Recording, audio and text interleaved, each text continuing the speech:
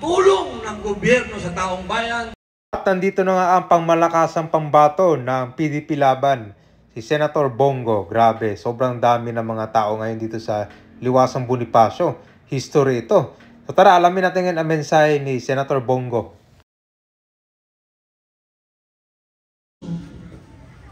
Yung susunod natin, may bisyo. Sandali lang, lilinawin natin.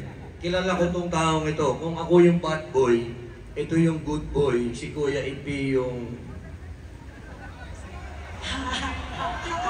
Sabi niya, huy! Andiyan asawa ko!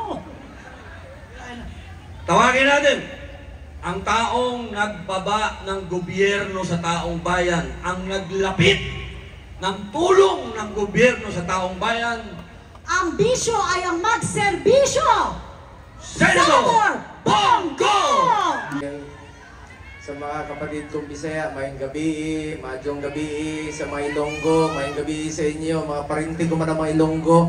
Ako po'y mahay na gabi rin po sa mga Bicolano na imbang nga Malem, sa mga kapatid kong Pilipino, magandang gabi po sa inyo lahat. Kanina po, papunta ako rito, galing po ako doon sa isang invitation rin po. Maraming lumalapit, nagpapasalamat. Sabi ko, wag ko kayo magpasalamat sa akin. Ako po ang dapat magpasalamat sa inyo dahil binigyan niyo po ako ng pagkakataon na makapagserbisyo po sa inyong lahat. Maraming salamat po. Hindi ko sasayangin yung tiwalang binigay niyo sa akin. Hindi po ako politiko na mangangako sa inyo. Gagawin ko lang po ang aking trabaho para sa Pilipino dahil bisyo ko po ang magserbisyo sa ating mga kababayang Pilipino. Meron lang po akong pakiusap sa inyo. Unahin ko na lang po ang mga kasamahan ko. Please lang po. Kung mahal nyo si Tatay Digong, kung mahal nyo ang Pilipinas, pakiusap ko po sa inyo. Tulungan po natin ang Duterte, mga kababayan ko. Bibilisan ko na lang po. Unang-una, Attorney Jimmy Bondoc, isa sa hikayat kay Pangulong Duterte na tumakbo siya bilang Pangulo. Ayaw niya sana tumakbo noon, pero ito si Jimmy, kumanta siya ng takbo. Abogado, asset ito, at sana'y maging kasama ko sa Senado, Senator Jimmy Bondoc. Palakpakan po natin!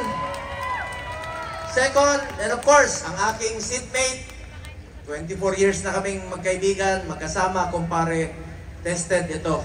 Talagang asset ito at hindi magiging successful na labanan po ang kriminalidad. Sino ba susunod? Attorney J.B. Hinlo.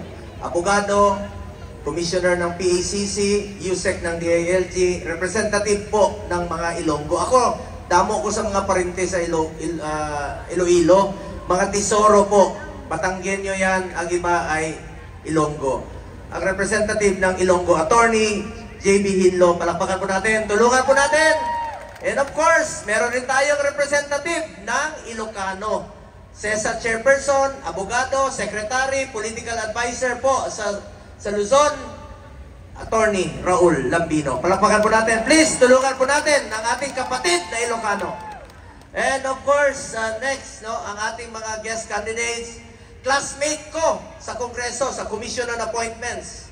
Magaling, talagang busisisiin ka.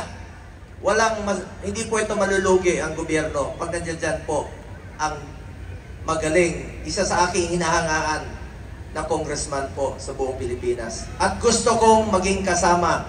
Long overdue na po ito sa Senado. Please lang po, Senator, Congressman Dante Marcoleta. Palakpakan po natin. And next, bakit ka nagtago dyan sa likod? Best friend po ni Pangulong Duterte. Mas una pa itong naging magkaibigan sila, magkasama ni former Mayor Rodrigo Duterte. Ang kanyang spiritual advisor, alam niyo, mabait, matulungin po. Isa po ang kanilang layunin ni Pangulong Duterte, tumulong talaga sa mga mahihirap. Pastor Apollo C. Kibuloy. Tulungan rin po natin. Pabalik yun. And ito, abogado, pag na-appoint ka sa pagiging executive secretary, yan po yung little president. Galing ako dyan ASAP noon. Ibig sabihin, magaling, matalino ka. At asset po ito sa ating gobyerno kung sakaling maging senador. Senator Vic Rodriguez. Palakpakan po natin. Please, tulungan rin po natin. Kanya ang lahat sa buhay. Multi-awarded actor. Nakaikot na rin po siya sa buong Pilipinas. Alam niya ang naging problema. Mr. Efectivo, Ipe Salvador! Naikot na rin po niya ang buong Pilipinas, mga kababayan ko. Last but not the least, kailangan rin natin ng doktor sa Senado. Sinong mga marites dito? Sabi ko, mas maraming marites dito. I have authored 18 laws. I have principally sponsored 84 laws including upgrade of public hospitals.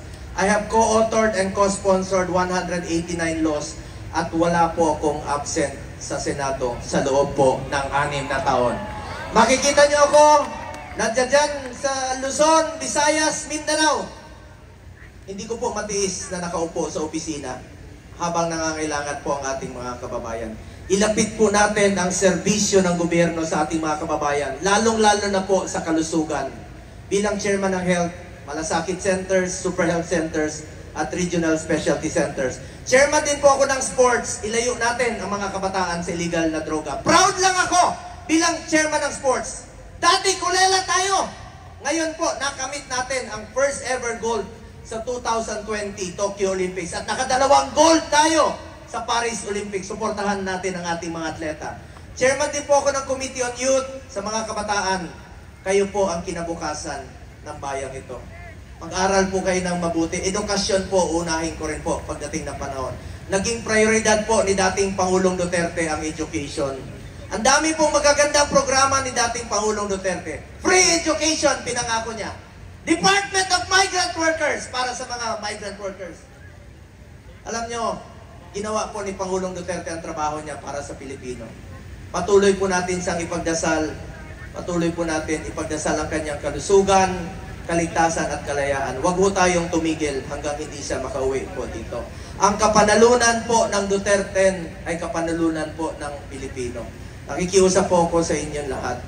Duterte! Duterte! Duterte! Duterte!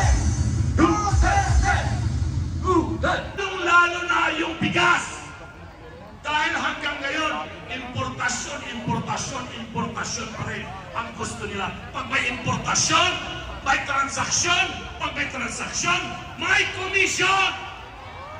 Korupsyon po yan.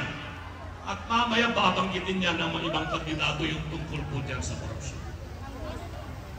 Ako po si Atty. Raul Lambino, hindi ko po pinangarap na maging senador. Hindi Atty. Lambino. Dahil gigipitin nila ang pamilya Duterte tulad ng ginawa nila kay Tatay Digong, tulad ng ginawa nila kay Bibi Sara.